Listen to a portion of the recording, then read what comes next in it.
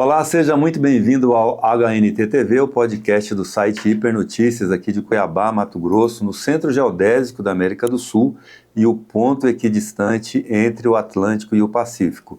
Eu sou o jornalista Kleber Lima e hoje eu tenho a honra e a alegria de receber aqui em nossos estúdios o deputado Maxi Russo, presidente da Assembleia Legislativa do Estado de Mato Grosso. Deputado, seja muito bem-vindo e grato ao senhor pela presença aqui conosco. Eu que agradeço, Kleber, aí, a oportunidade de poder falar um pouco sobre o nosso mandato, nossas ações, o que a gente pensa aí, ainda mais no veículo com tanta audiência como o seu.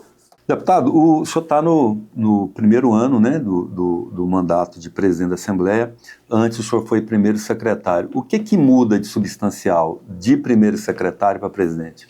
A responsabilidade, os compromissos, o tempo, como secretário você tem uma função estratégica dentro da Assembleia, de cuidar do orçamento, da gestão. Como presidente você tem essa função também, mas você tem uma responsabilidade muito maior junto aos poderes, essa interlocução, você conversa muito mais com os poderes, você é demandado muito mais pelo governador, as pautas das sessões e o dia a dia de você atender os deputados. Você como presidente, você é o responsável pela casa, então você tem que fazer um atendimento de demanda de deputado muito próxima, de encaminhamento de projetos muito próximas, então isso aí acaba tirando um pouco do seu tempo livre, você tem muito mais obrigação como presidente. É lógico que você tem mais condição de resolver muita coisa. Então, também, conforme a responsabilidade do cargo, o tamanho dos compromissos. Mas é bastante tranquilo, foi um ano de bastante aprendizado, um ano de bastante construção e de bastante soma. O deputado dá muito trabalho no dia a dia, administrar os conflitos? Acho que não, pelo menos não tem essa dificuldade. O único problema é o seguinte, você tem que cuidar do seu mandato, do seu gabinete e cuidar de outros 23, de certa forma, enquanto casa. Quanto à Assembleia, porque qualquer demanda de qualquer deputado tem que ser uma demanda importante para o presidente, para dar vazão, para dar encaminhamento, para usar a força do parlamento, da Assembleia, da presidência, para resolver um problema dele que não é dele. O problema é de uma comunidade, de um bairro, de uma cidade, de um setor da sociedade que precisa de um apoio mais forte da Assembleia Legislativa e muitas vezes o deputado precisa que você encaminhe um projeto com celeridade, que você vote rápido, que você dê vazão àquela demanda, porque aquela demanda é importante para a sociedade mato-grossense, não chegou até o meu gabinete, mas chegou através do deputado à Assembleia Legislativa e isso precisa ser resolvido. Assim, a gente olhando de fora, como jornalista também, a gente percebe que não há muita rivalidade de bancadas na Assembleia Legislativa, como há, por exemplo, no Congresso Nacional, que é muito afetado pela polarização. Isso aqui é uma aparência mesmo ou assim, fora no off lá o bicho pega? Não, a sua constatação é bem real, Kleber. Você conhece bem o parlamento, mas essa é a realidade nossa. Nós não temos essa animosidade, essa discussão que tem em Brasília. Até porque nós somos um colegiado pequeno, de 24, todo mundo se conhece, convive. Tem divergências de pensamento? Tem. Tem divergências ideológicas? Tem vários deputados de diferenças gritantes. Mas eu trabalho isso num debate amplo, num debate pautado no debate mesmo, não na agressão pessoal, no enfrentamento pessoal. Isso aí contribui porque dá oportunidade de todo mundo manifestar a sua ideia, o seu projeto, a sua ação, o seu trabalho, tendo divergências, mas conseguindo tocar a sua pauta de forma bastante tranquila. Você pegando os dois extremos, assim, por exemplo, Catani e Barranco, seriam os extremos hoje da Assembleia. Como é pequenininho ali o colegiado, se brigar é besteira, porque vai ter que conviver um com o outro ali, esbarrar toda hora. É besteira e em algum momento um precisa do apoio, pelo menos da compreensão do outro, para poder avançar os seus projetos. Pensam de forma diferente, trabalham de forma diferente, acreditam em projetos diferentes, mas dentro do parlamento tem que conviver em harmonia, tem que manter o diálogo e respeitar. Um é muito contra o projeto do outro, mas de forma ordeira, fazendo as críticas pontuais, mas sem a falta de respeito. Eu acho que isso é um engrandecimento político da Assembleia Legislativa, do seu quadro de deputados, porque não existe o ataque pessoal à pessoa. Pode existir o ataque ao projeto, à iniciativa do deputado, mas não existe nada. Nós tivemos, nesse último ano meu como presidente, em nenhum momento nós tivemos nada que abaixasse o nível do debate e pudesse ser ruim para a discussão. Como são um número bastante reduzido, né, um colegiado bastante pequeno, como eu falei, isso aí é bastante harmônico dentro da Assembleia, mesmo não concordando com o projeto ou com a ação do outro deputado. Desde antes do atual deputado Gilmar Dalbosc ser o líder do governo, durante muitos anos o líder foi o deputado René Barbour. E ele conseguiu uma proeza de ser líder de governos diferentes e além de diferentes, assim, até em oposição ideológica. É o que acontece também com o Gilmar. Foi líder do Pedro Táxi, é líder do Mauro Mendes, e aí eu já ouvi assim a boca miúda que isso tanto faz o governador, porque o líder de fato do governo na Assembleia, seja qual governo for, é o presidente da Assembleia. É isso mesmo que acontece? Não. O Gilmar, o René mantinha isso com habilidade e o Gilmar mantém isso com muita habilidade. Porque o Gilmar é um deputado atuante, é um deputado que chega cedo na Assembleia, é um deputado que estuda muitos projetos, então ele ajuda muito nessa interlocução. A presença do líder e a participação do líder, do vice-líder, do grupo, da base do governo, ajuda e facilita muitas vezes o trabalho do presidente, até para a gente poder avançar nos projetos, porque é o Gilmar que chega e fala: Max, hoje mesmo ele já me passou uma pauta de projetos que ele quer que seja votado na quarta-feira. Muitas vezes eu consigo atender e muitas vezes eu não consigo atender. E o caminho da oposição, muitas vezes, é dificultar, é travar, é mexer, é obstruir. Então o Gilmar faz essa liderança com maestria, ele conta com o respaldo dos demais deputados e é por isso que ele consegue andar bem, passa governo e ele continua aí na liderança, ajudando os governos a construir boas políticas dentro da Assembleia. O senhor está na Assembleia já há três mandatos, né? 3. Concluindo o terceiro mandato. Já na mesa, já há 2, né? O grau de dificuldade nessa relação situação-oposição aumenta no ano eleitoral? Aumenta. O ano eleitoral é mais sensível, né? Ainda mais que nós temos, esse ano particularmente, nós temos dentro da Assembleia 23 deputados que vão à reeleição e uma deputada que está pleiteando uma candidatura ao Senado ou um cargo majoritário diferente da Assembleia Legislativa. Então, é um ano mais difícil, é um ano que as demandas têm que ser tocadas de formas mais rápidas, que os deputados estão mais presentes no interior do que muitas vezes dentro do trabalho, dentro da Assembleia Legislativa. Então é um ano mais curto, é um ano de Copa do Mundo, um ano de eleição, é um ano que passa bastante rápido e que o deputado precisa estar bastante presente e isso aí gera sim, mais dificuldades dentro do parlamento. O senhor está planejando algum regime especial para a realização de sessões em razão desse calendário apertado? Não, Kleber, não. Já me fez até essa pergunta, é uma pergunta bastante interessante. Não, porque agora nós temos, com a pandemia, né, de tantas coisas ruins que a pandemia trouxe alguns avanços. Nós conseguimos trabalhar de forma híbrida, presencial e virtual. Então o deputado ele pode estar em qualquer um dos 142 municípios de Mato Grosso ou fora de Mato Grosso, até fora do país, e ele consegue participar na sessão, ele consegue votar, ele consegue fazer qualquer trabalho que ele faz presencialmente, ele consegue fazer de forma virtual. Então, durante todo o período eleitoral vai ser as sessões... O único que não pode faltar é o presidente, né? Caso força maior. Mas os deputados, a gente não vai mudar o calendário, não vai mudar as comissões, não vai mudar as sessões. Toda quarta? Toda quarta-feira, fazer 1, 2, 3 sessões, aquilo que tiver necessidade. É lógico que é um ano que tem menos projetos polêmicos. Uhum. Se você analisar os últimos anos eleitorais, você vai ver que o ano de eleição é um ano com menos projetos polêmicos. Eu não acredito que deva chegar à Assembleia Legislativa. Geralmente chega projeto político início de mandato. Uhum. Geralmente os mais polêmicos, os mais difíceis, é o início do governo, que o governo tem gordura, ele acaba fazendo esses projetos. Eu não acredito que esse ano deva chegar muito, apesar que, se for tudo da forma que está parecendo ser, o Mauro Saio, que veio te inicia o mandato dele, pode querer fazer alguma mudança. Teve no final de semana a dona Virgínia no casamento, como você estava lá, né? Estava lá. Ela falou que eles estavam saindo, ela falou, não decidi ainda não, isso é para inglês ver, eu acho que se a Virgínia falou, ele já pegou o alvará em casa. Agora, é um ano menos polêmico, eu acho, em termos de projeto. Então, por exemplo, na última semana já tivemos uma sessão, na quinta-feira, uma sessão muito tranquila, não tem projetos do governo polêmicos dentro da Assembleia. Tem a questão da ferrovia, tem um ou outro lá, que são projetos importantes, mas que não requer muita urgência e não tem muita demanda por parte do governo.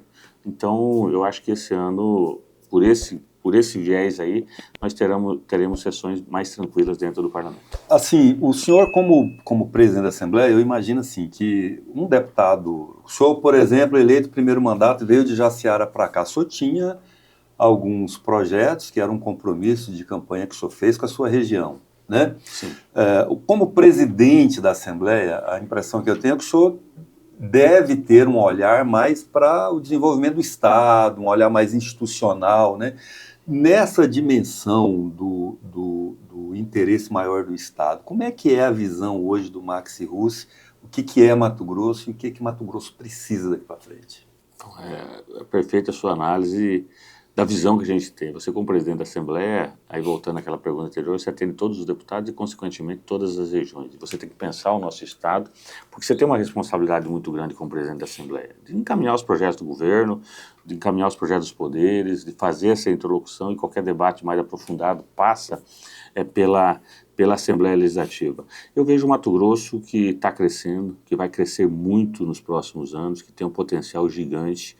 Nós precisamos organizar para cada vez mais a gente conseguir oferecer uma melhor qualidade de vida para o nosso povo nos 142 municípios de Mato Grosso, fazer com que a renda da população que ganha menos melhore, suba, isso aí melhora para todo o Estado. Mas vejo também um Estado que nós temos que ter uma preocupação, e aí nós temos que preparar esse Estado para uma reforma tributária que está aí na nossa porta, batendo na nossa porta, aprovada já, mas que em 2032, de forma definitiva, ela será implantada, que nos preocupa bastante. Eu, particularmente, me preocupo bastante porque essa reforma pode impactar de forma direta as nossas receitas e muito. Se continuasse no sistema tributário atual, eu não tenho dúvida que Mato Grosso seguiria crescendo e aumentando sua receita muito mais do que qualquer estado do Brasil nos próximos 20, 30 anos, pelo sistema, pelo modelo, da forma que nós estamos desenvolvendo algumas cadeias produtivas no nosso estado.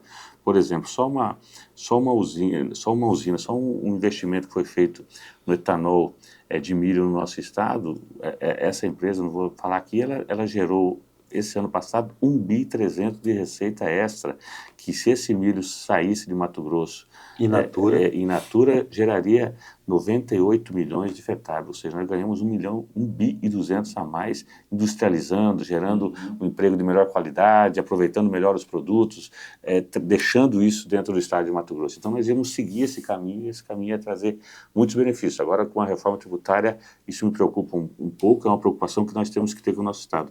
O nosso estado é um estado produtor, um estado rico, um estado que tem uma capacidade muito grande, nós só precisamos, enquanto governo do estado, enquanto Assembleia, enquanto imprensa, enquanto todos nós, trabalhar nessa direção, poder fazer com que esse estado, que é um estado gigante, mas com a população pequena ainda, possa, e tem condição disso, oferecer qualidade de vida a todos os matogrossenses. Então, o caminho que o senhor vê, que o senhor apostaria, é o da agroindústria. Agroindústria, esse é um caminho. Nós temos algumas cadeias que precisam avançar no estado de Mato Grosso, e muito forte e de forma rápida. A questão do turismo, Kleber, é algo que a gente vê, muita gente não acredita, vê distante e tal, mas é algo que nós temos que avançar, e temos condição de avançar bastante.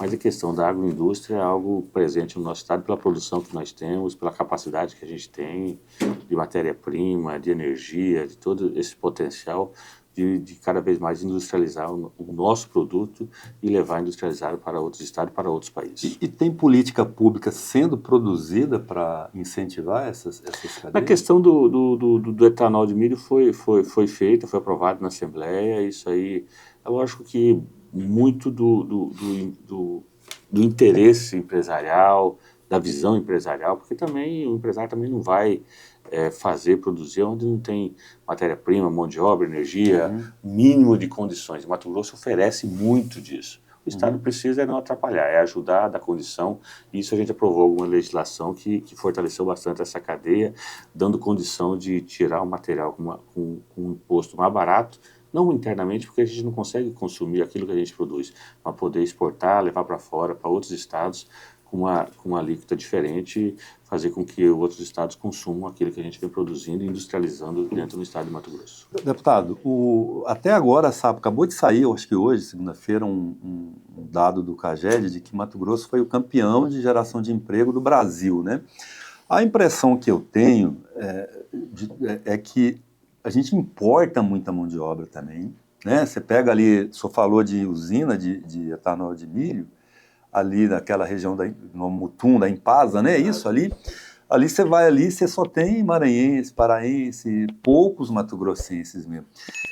Por que há essa coisa a gente não está substituindo, importando mão de obra e deixando de empregar a mão de obra local? E por que, emendando essa pergunta, que há tanta crítica em relação à exclusão social em Mato Grosso, apesar de todo esse movimento de geração econômica? Nós não temos essa mão de obra no nosso estado, a realidade é essa, falta essa mão de obra no nosso estado, então quem vem, essa mão de obra, digamos assim, um pouco mais barata, digamos assim, falta, vem de outros estados, porque nós não encontramos essa mão de obra disponível no estado de Mato Grosso. A gente cresce muito mais do que a nossa população, do que a nossa oferta de mão de obra. E por isso realmente existe, não um êxodo, mas existe muitos municípios de Mato Grosso, isso mesmo. Pessoas de outros estados vêm, trabalham, muitos retornam, muitos acabam permanecendo, ficando, e Mato Grosso foi feito muito disso também, né, de muita gente que veio de todas as regiões do Brasil para cá e fez esse estado dar certo. O que nós precisamos fazer, eu acho, no estado de Mato Grosso é avançar, quando a gente fala de agroindustrialização, de turismo, empregos de qualidade, empregos que pagam melhor, que melhoram a nossa renda, que capacite melhor os nossos jovens e prepare os nossos jovens porque é isso que a nossa juventude vem buscando bastante e nós precisamos trabalhar nessa direção. E eu acho que o governo, todo mundo, a Assembleia, todo mundo tem condição e tem que ter um foco forte nisso, porque é isso que vai atrair a juventude, está atraindo a juventude hoje e vai atrair a juventude no futuro. O senador Wellington sentou aí onde o senhor está sentado, numa semana, na outra, a doutora Natasha Zessarenko, ambos são pré-candidatos ao governo. E eles até, apesar de Falta só o Piveto e o Jaime. Então. Só o Piveto e o Jaime. Vou trazer o Jaime, vamos ver se ele sustenta, né, a pré-candidatura para a gente poder trazê-lo, mas o Piveto é com certeza. E eles coincidiram, apesar dos polos ideológicos antagônicos, eles coincidiram na crítica ao atual governo do Estado, o governador, a gestão do Mauro Mendes, e no sentido da exclusão, né? Eles falam que agora o governo investiu, eles reconhecem que o governo investiu muito em infraestrutura, mas que agora é hora de cuidar de gente. Como é que é a visão do senhor em relação a isso? Não, acho que cuidar de gente tem que ser em todos os momentos e todas as etapas de qualquer governo. Agora, por exemplo, se eu fosse falar, qual que é um programa que você acha importante, Marcos, que o próximo governo invista muito? Habitação. Habitação é algo que preocupa todas as classes têm a preocupação, porque a habitação dá segurança para a mãe, e nós temos um déficit no nosso estado, principalmente andando no Mato Grosso, da forma que a gente anda, tem esse déficit forte. Então, seria um projeto social importante que a gente tem condição de trabalhar. Qual que é o déficit hoje? Você tem esse número? Não, o número de levantar de todos os municípios não, mas existe uma demanda, porque onde a gente vai, Kleber, essa é uma cobrança que a gente recebe de mães, recebe de prefeitos, de vereadores, de lideranças, cobrando, eu quero fazer um conjunto, eu quero construir as casas e tal. E é A, B e C, todas as faixas etárias aí, cobram por essa demanda aí, que deve passar de 100 mil, no mínimo 100 mil moradias. Então eu acho que é possível fazer isso. Nós investimos nos últimos 7 anos, nós vamos terminar o governo Mauro com mais de 7 mil quilômetros de MTs asfaltados. É muita coisa, né? O número recorde é 1.000 quilômetros de MT por ano. E a habitação, que é uma pauta que eu falei aqui, o pessoal reclama da mão de obra, mas muitas vezes é muito difícil segurar um funcionário em alguns municípios de Mato Grosso, um trabalhador. Por quê? Porque o aluguel consome uma fatia importante do seu salário e muitas vezes o salário não corresponde àquilo que ele precisa para cuidar bem da sua família, então dificulta também a permanência desse trabalhador naquela cidade. Então eu acho que é uma política pública que tem que ser uma política pública agressiva, histórica e que marque uma gestão. Independente de quem vencer. Independente de quem vencer. Eu acho que nós temos que... É algo que nós precisamos e temos condição de solucionar, porque não é um número os números falados não são números absurdos sem condição de resolver. É uma política pública que dá para você resolver. Você trabalha uma série de políticas em tantas áreas, essa a gente precisa avançar. Avançou-se nos últimos anos, mas nós temos que fazer um enfrentamento mais forte e de forma contundente para poder atender realmente todos os nossos municípios. Uma crítica também que é muito recorrente em relação ao atual momento de Mato Grosso é em relação à segurança pública, né? O senhor reconhece isso?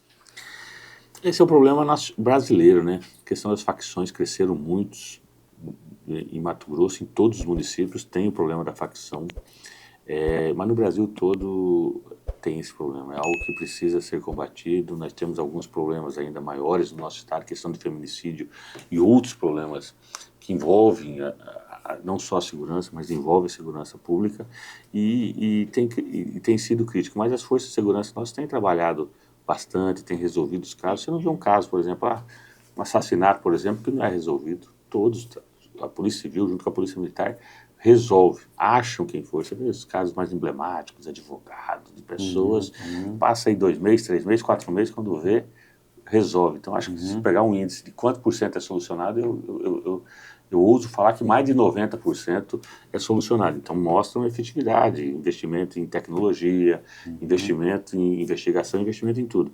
Agora, a gente precisa avançar, a gente tem que enfrentar esse mal, que é a questão das facções, que vem dominando alguns bairros, algumas regiões de forma muito forte, e temos condição de fazer isso. Eu acho que o Estado lançou um projeto de segurança... Tolerância zero.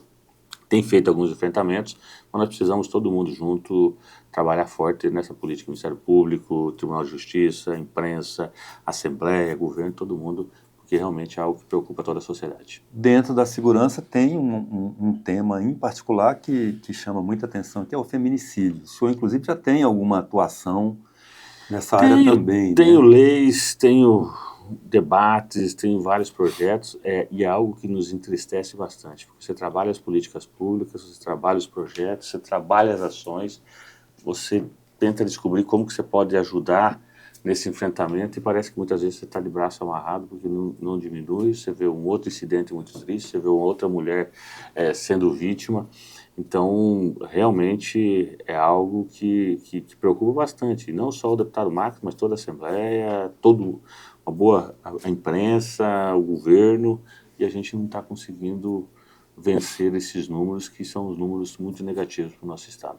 A senadora Margarete Busetti também tem uma lei, inclusive agora acabou de ser reconhecida internacionalmente pela eficiência dessa lei dela, do Brasil, na verdade, legislação, né? Mas eu abordei com ela aqui recentemente o seguinte: o problema do feminicídio é um problema de lei, porque é um crime que, em geral, acontece dentro de casa. E aí, como é que o Estado pode fazer para... A lei é muito boa, eu até parabenizo a senadora, mas não é isso que resolve, não é isso que tem resolvido. Porque o cara muitas vezes não acredita, não pensa na hora, no motivo que levou ele a isso. Infelizmente, eu acho que o problema é muito maior e não vai ser só vamos endurecer, porque um discurso fácil, Cleber, para você fazer é vamos endurecer a lei, vamos aumentar a lei, vamos punir mais. É um discurso, é algo que pode ser feito, precisa ser feito, mas não é isso que tem se mostrado como solução para esse problema.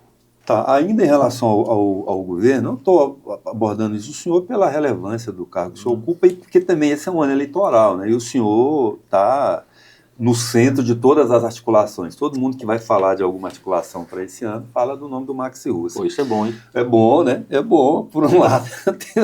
Eu tenho dúvida não que é bom. Na sua avaliação, assim, de maneira bem resumida, qual que é o legado desse governo do Mauro Mendes? É um governo que entregou muito, né? Fez muita realização, organizou a máquina, fez entregas importantes em todas as áreas. Se você falar 6 hospitais, pô, é um negócio bacana. Eu falo, não vou falar de todos os hospitais, vou falar de um específico. A região do Araguaia é uma região gigantesca, de dificuldade de acesso, tem melhorado muito isso. Não tem um hospital regional numa região tão importante como o Araguaia, é até contrassenso de um estado gigante como o nosso. 7.000 quilômetros de estradas, um avanço importante. Então, as escolas, a gente conseguiu avançar de 22º para 8º o indicador do IDEB, pô, isso é bacana, é motivo de orgulho para nós. Nós temos uma rede qualificada de profissionais, as estruturas, escolas que melhoraram, a gente tem construído escolas novas aí nos municípios, escolas de qualidade. Isso são avanços significativos. Então, é um governo que, de forma efetiva, entregou muitas ações em todo o estado de Mato Grosso. Bom, por essa avaliação do senhor, então, o senhor, como agente político, vai estar alinhado com esse projeto. Já está definido isso? O governador Mauro Mendes, se ele for candidato a senador, será um dos meus senadores. Porque trabalhei junto com ele esse tempo todo, não tem como eu não apoiá-lo ao Senado. As demais composições, a gente tem uma tendência, mas eu não vou definir isso sozinho, eu vou definir isso com o meu partido, com os prefeitos, com os candidatos, com todo o nosso grupo político aí, lá na frente. Todo mundo fala aí nos bastidores, já entrando definitivamente nesse tema da eleição, que o Maxi Russo é o plano B. Plano B para Piveta, plano B para o Wellington, plano B para Jaime, quer dizer, como é que é ser plano B de todo mundo, Max? Não, eu não vejo isso, né? Eu acho que ser lembrado é bom. Ser uma opção sempre é bom. Mas particularmente, eu não acredito que seja plano B de um, de outro, o outro, longe disso. Eu acho que eu estou fazendo a minha construção, estou saindo do PSB, vou pro Podemos, dia 7 assumo o partido, vamos fazer a melhor chapa de deputado estadual, quero construir uma chapa de deputado federal, deixar um partido pronto para as eleições de outubro. Eu acho que isso é importante para o que eu penso em termos de Estado, para participar de qualquer governo, mas vamos discutir com quem for o candidato, como que a gente pode estar contribuindo, como que o que a gente acredita em termos de plano de governo a gente pode estar ajudando. É isso aí que vai dar definição. Essa questão de plano B aí, eu particularmente não consigo fazer uma análise se existe a conversa, isso eu já vi várias vezes, mas não vejo como isso avançar, sinceramente. Mas de onde que surge isso assim, se o senhor mesmo não aposta nisso? Eu nunca fui, ninguém nunca falou comigo, Marcos, vamos tentar ver esse projeto aqui, se não der certo, você se coloca à disposição. Nunca fui chamado para nada disso e também não é algo, porque quando você tem um segundo plano, você não acredita no primeiro, né? Então você já começa a matar o primeiro plano. Não, Max, se o João não for candidato, vai ser você, Kleber. Se a Camila não for candidata, vai ser o Kleber o candidato. Então você já não está acreditando muito na Camila, possa viabilizar a candidatura dela. Então você tem que trabalhar os planos A e se não der certo, aí só na frente para a gente saber. E qual que é o plano A do Max? Reeleição? Reeleição. Quando o senhor fala que o senhor está montando a melhor chapa de estadual, qual que é a meta? 6. 6 deputados estaduais? Isso para quê? Isso para 300 mil votos? 400. 400 mil votos? Uau! E aí com uma chapa dessa, com o poder que o senhor tem hoje? Esse é o nosso desejo, né? Não sei se será possível combinar com os russos. Mas pelo grau da capacidade dos nossos candidatos, pela força dos nossos candidatos, eu particularmente não me especializei, mas sou bom em montar chapa.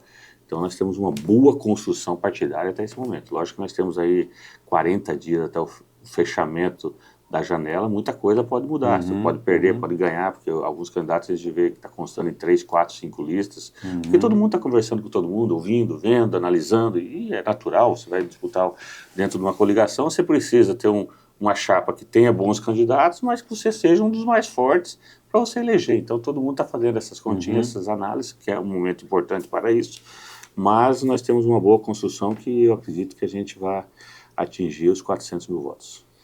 O senhor saiu de 20 mil votos na sua primeira eleição em 14, 35 em 18, aumentou mais de 50% e 70 mil, dobrou de novo em 2022. A meta para esse ano é dobrar de novo? Não. 140? Isso é impossível, isso é possível. A meta é fazer um pouquinho mais do que 70. Porque eu não posso ter menos, né? Mas tendo um voto a mais já... Um pouquinho mais, 100. Já tá bom, já. Não, 70, 72, 73. Agora sim. Porque como eu sou muito partidário, eu acabo ajudando muito companheiro, abrindo bases, liberando companheiros, isso aí acaba diminuindo. Na última eleição eu poderia tranquilamente ter tido 10, 15 mil votos a mais, mas era mais importante para mim formar o partido e eleger 4 deputados, como nós fizemos, que foi importante para eu chegar à presidência da Assembleia. Então, muito mais importante do que eu ter 100 mil votos, é o Podemos atingir essa quantidade de 6 deputados eleitos. 6. Com essa quantidade toda de votos, 400 mil votos aqui para deputado estadual, o Podemos não vai postular aí uma vaga na chapa majoritária, de vice-governador, a outra vaga de suplente, aliás, de senador, de suplente senador? Não é o nosso projeto no momento. Estou muito focado na chapa de estadual e tentando formar uma chapa de deputado federal.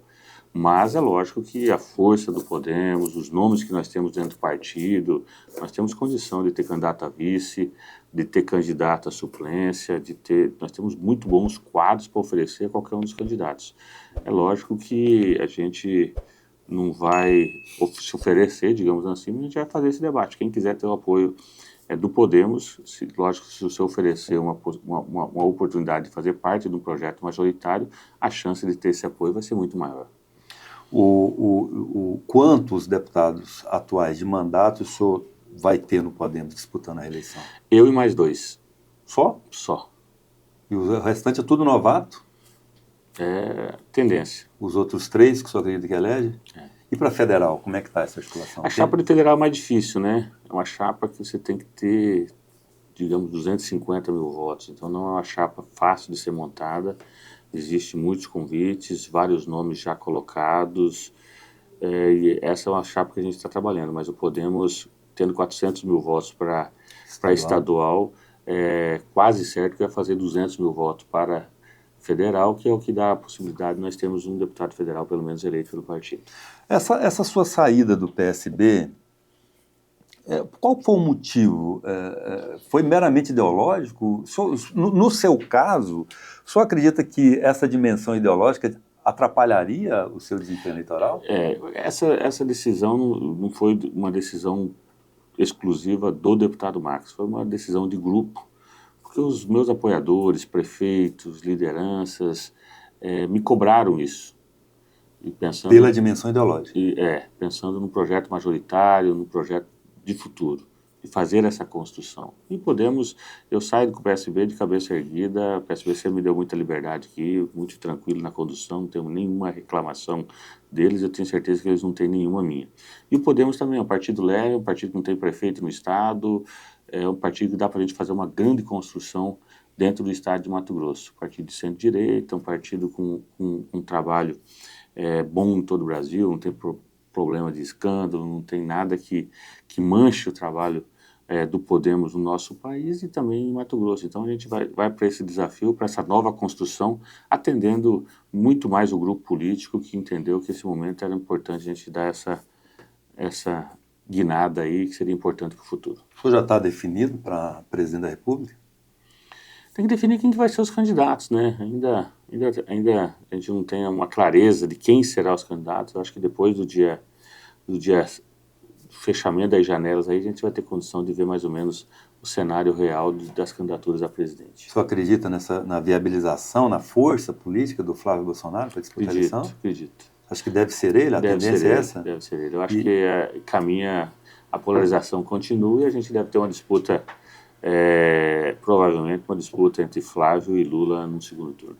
Porque o voto da direita eu acho que vai se concentrar muito no Flávio, até o Tarcísio, que poderia ser um nome aí, eu acho que não vai ser candidato, vai acabar continuando no governo de São Paulo. O senhor acredita que a influência da polarização nas eleições de Mato Grosso vai ser maior ou menor esse ano do que já foi? Sinceramente, Flávio, eu achava que na eleição passada não ia ter essa influência e teve muito forte, muito presente nos principais municípios de Mato Grosso. Cuiabá, Varza Grande, Rondonópolis, Primavera, Sinop, enfim. Eu achava que não teria toda essa influência e teve. Eu acho que não vai alterar muito nessa eleição, essa próxima eleição. Eu acho que ainda vai continuar essa questão muito acirrada. Eu conversei com o Ludi essa semana passada, desculpa, com o Catani, os dois também têm uma visão, eles acreditam, e até pela fala deles, eu também passo mais a acreditar que eles estão mais dentro da bolha, bolhas, né? eles acreditam que isso vai ser muito forte na eleição. É porque todas as pesquisas nacionais, elas mostram o seguinte, você tem aí de 40% a 45% dos eleitores que não estão em bolha nenhuma no Brasil, né? Claro que Mato Grosso ele está um pouco acima da média, aqui nós temos um movimento conservador um pouco maior aqui no Pará, Santa Catarina, né? Talvez Goiás, esses estados com a influência do agro. Mas assim, se o senhor pega hoje dos 24 deputados estaduais, o senhor tem praticamente 20 que não estão nos extremos. Não. Embora muitos hoje se declarem de direita, de centro-direita, a moda assim, eu sou direita, mas não sou Bolsonaro, né? Ou eu sou esquerda, mas não sou Lula.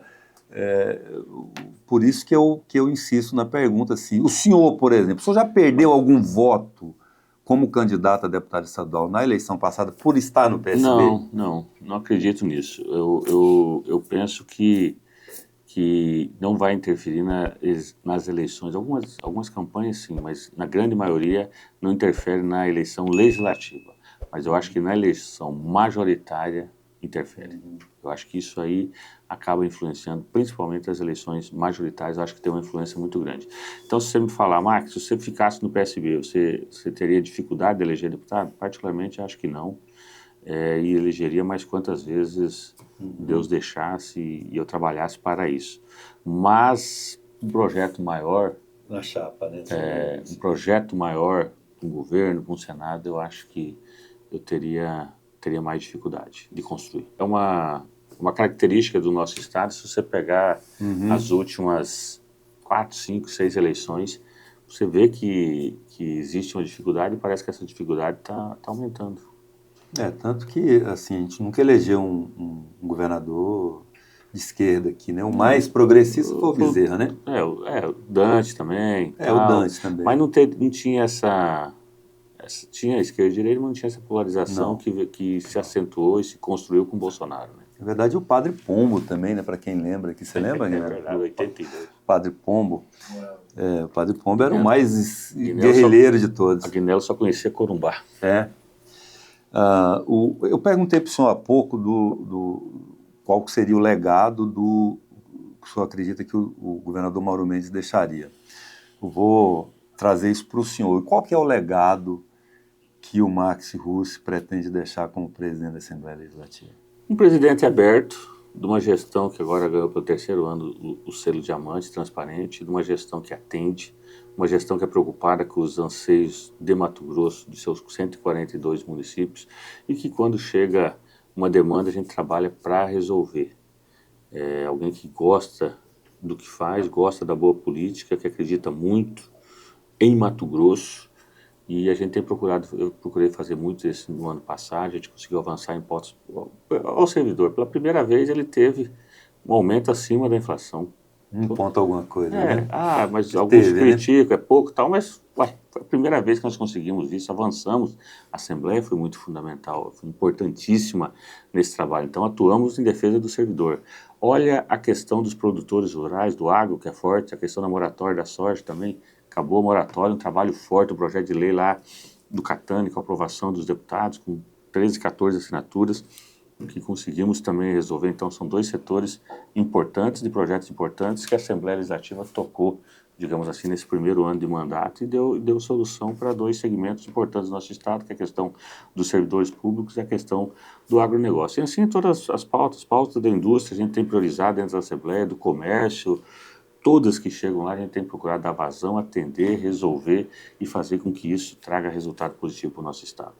Um presidente que olha para o povo de Mato Grosso, nos seus 142 municípios, e procura estar sempre presente e podendo fazer algo positivo para eles. O senhor não usou a palavra municipalista?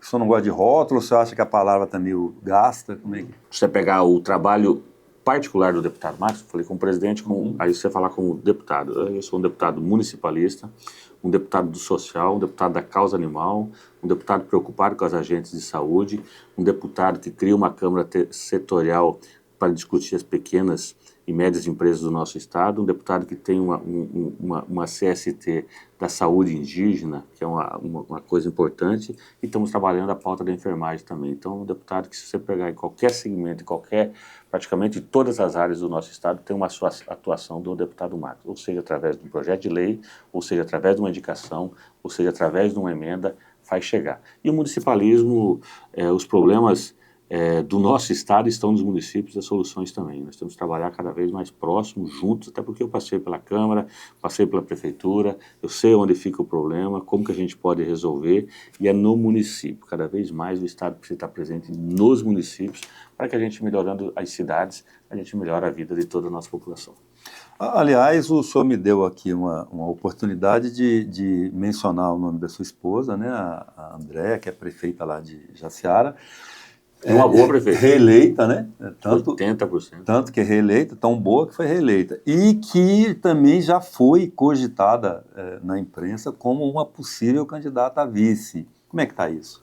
Não, ser cogitada é muito bom, né? Minha esposa faz um trabalho diferenciado no município, ela é uma boa gestora, administra muito bem, e ela faz uma gestão humana, né? Conversando com a população, indo aos bairros, melhorando os serviços públicos de saúde, melhorou a educação, ela se preocupa muito em fazer as praças, ambientes bons para as crianças, para os idosos, ou seja, é uma prefeita bem completa em termos de gestão pública. A cidade melhorou muito com ela, e por isso que ela é bastante lembrada. Eu só digo o seguinte, ser lembrada é muito bom, mas o projeto que ela vai fazer esse ano ou nos próximos anos é o projeto dela.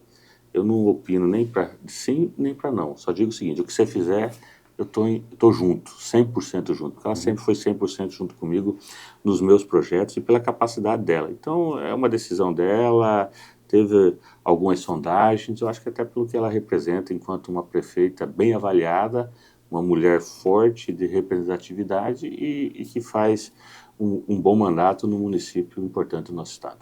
Mas aí também seria ir para o sacrifício, né? Porque você deixar 2 anos e meio de mandato para ser vice, eu não aconselho, ela é obrigada a renunciar, né? Eu não aconselho a ninguém a renunciar. Eu acho que não é algo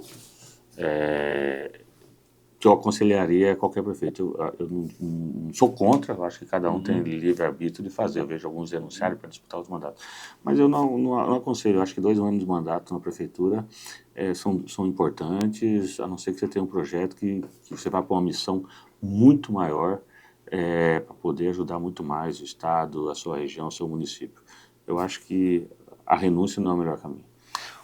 Deputado, assim, nós já estamos caminhando para concluir aqui, eu sei que o senhor está com um tempo curto, mas assim, como é que o senhor... Todo o tempo para você, Kleber. Opa, coisa boa. Agradeço a oportunidade. Como é que assim, um pelo outro, como é que o senhor vê as limitações e as potencialidades do Otaviano Pivetta e do Wellington Fagundes? E eu faço essa pergunta sem querer constrangê-lo, porque eu sei da sua relação próxima a ambos, mas especialmente com o Wellington. Eu conheci o senhor era prefeito de Jaciara, aliado do Wellington Fagundes, acho que do mesmo partido, inclusive, né? Sim, Como é que o senhor vê isso assim? Qual que é o ponto, pelo menos, o ponto forte do Otaviano, o ponto fraco, e o forte e o fraco do Wellington? É difícil apontar isso, né? Eu acho que nesse momento é mais difícil ainda, porque nós estamos num momento de escolha ainda de candidatos, de definições de candidatos.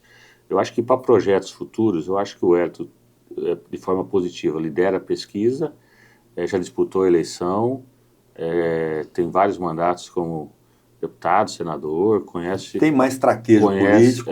Conhece todo o nosso estado. E o Pivetta tem uma marca importante, né, um conceito importante de um gestor que fez uma grande gestão no município de Lucas de Rio Verde, vai assumir o governo do estado, vai ter uma força muito grande, então acho que vai ser uma eleição boa aí ao governo do estado se mantiver esses nomes, se o Jaime viesse, a Natasha viesse, esses nomes todos vierem. Eu acho que quanto mais opção a população de Mato Grosso tiver, é melhor para o nosso estado, para o debate político e para a eleição daquele que vai conduzir de forma melhor os próximos 4 anos de Mato Grosso. Mato Grosso está num caminho muito bom, tem avançado em todas as áreas e nós precisamos continuar avançando, como eu falei com a preocupação lá atrás. preocupado com essa reforma tributária que eu acho que impacta de forma direta o nosso Estado. Uhum. O senhor que está nas articulações de cúpula, o senhor acredita que o Jaime mantém essa candidatura dele? Porque com 4 candidaturas a gente sinaliza aí com uma possibilidade de segundo turno, bem real, né? Com certeza, né? Até porque são candidatos fortes, de segmentos fortes, e isso divide muito os grupos políticos. Se o Jaime mantiver, que eu acho que tem todas as condições, já foi governador, senador, hoje, se você fazer uma pesquisa entre os prefeitos, quem seria o candidato mais votado ao governo, eu não tenho medo de falar que seria o Jaime Campos. Se você pesquisar os 142 entre os prefeitos, de forma secreta, colocar numa caixinha, vota aí entre os 4, 5 nomes que tiverem, o Jaime ganha, porque ele atendeu os 142 municípios de Mato Grosso. Ele ajudou os 142 de forma direta. Então, isso aí tem um sentimento de gratidão por parte dos prefeitos. Mas isso não é o fator para decidir uma eleição de governo. Não são só os prefeitos que votam, né? O Blairo Mágico, quando foi candidato, não tinha prefeito. Acho que o Dante também, na primeira vez, não tinha. Então, não é isso que define eleição. Soma, mas não define. Tem todas as condições de ser candidato. Lógico que não é uma decisão, para ele talvez seja uma decisão mais fácil, mas é uma decisão que tem que ser pensada, tem que ter grupo político. E ele fala que vai analisar as pesquisas. Se colocar o nome à disposição, eu acho que é importante para o processo eleitoral. Tá bom, conversei aqui com o deputado Maxi Russi. Quando eu falei aquela hora, só falta combinar com os russos, eu devia ter melhorado, falta combinar com os russos, né? Para fazer os 400 mil votos. E presidente da Assembleia Legislativa do Estado de Mato Grosso, desejo boa sorte assim. Aliás, eu não posso terminar o nosso bate-papo sem cumprimentá-lo e agradecê-lo pela iniciativa da sua equipe de comunicação de ter realizado o prêmio de jornalismo, que eu acredito que valoriza muito a profissão, a categoria, e é um gesto mesmo de reconhecimento ao trabalho dessa brava gente brasileira que está sempre ali, né, acompanhando o trabalho de vocês. Parabéns, grato ao senhor pela presença aqui conosco. Pô, que legal, Kleber. É bom ver esse depoimento. Eu recebi um feedback bem bacana desse projeto, em comemoração aos 190 anos da Assembleia. Eu acabo não citando, mas é algo que marcou de forma positiva esse primeiro ano meu de mandato, porque foi o primeiro prêmio.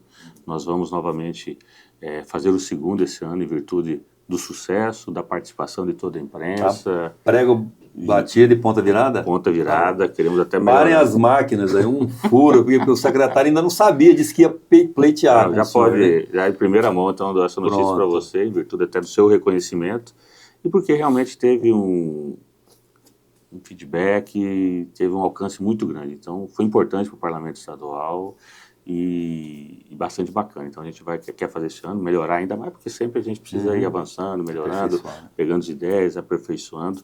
Mas foi bastante positivo. Eu quero agradecer aí a essa oportunidade, a esse convite. Gostaria teria que ter vindo aqui antes, em outros momentos. Não foi possível, mas a grande audiência do Hipernotícia aí, e é sempre bom a gente falar um pouco de política, das nossas ações, dos nossos projetos. Como servidor público que sou, eu tenho essa obrigação como deputado de prestar conta daquilo que eu faço, de como que eu penso, do que eu acredito para o nosso estado. E o que eu posso dizer é que Mato Grosso é gigante, vai crescer muito, e nós temos que trabalhar na Assembleia Legislativa com um foco muito forte, atender a todos, trabalhar para que todos tenham a qualidade de vida que merecem e desejam. Tá bom, agradeço o senhor e você que chegou aqui no canal através das redes sociais do deputado Maxi Russi. Espero que tenha gostado. Se inscreva no canal, ative o sininho para receber as notificações, comente, compartilhe, porque o canal também é seu. Até a próxima.